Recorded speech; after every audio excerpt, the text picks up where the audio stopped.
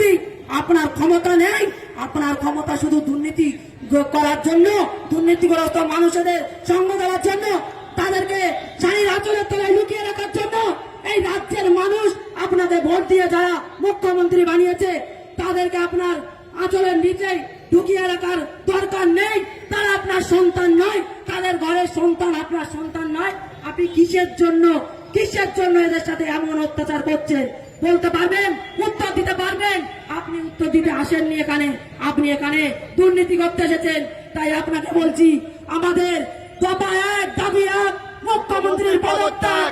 এই মুখ্যমন্ত্রী যতদিন থাকবে এই রাজ্যের মা বোন একের পর এক শেষ হয়ে যাবে।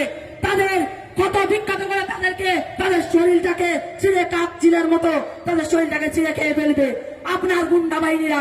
তাই আপনার এই রাজ্যে আর এই আসনে আপনার বসার কোনো অধিকার নেই। আপনি অবিলম্বে পদত্যাগ করুন, এই দাবি জানাচ্ছে এই রাজ্যবাসী, এই রাজ্যের মা বোনেরা। কেননা যে রাজ্যে আপনি মা বোনেদের সম্মান রক্ষা করতে পারেন না, সেই রাজ্যে আপনার থাকার অধিকার নেই। এই রাজ্যের মা বোনেরা, এই রাজ্যের ভাই বাবারা সবাই মিলে একসাথে প্রতিবাদ করবে। আর আপনার ছুটে পালানোর পথও থাকবে না। আপনি শুধু একটু অপেক্ষাই করুন।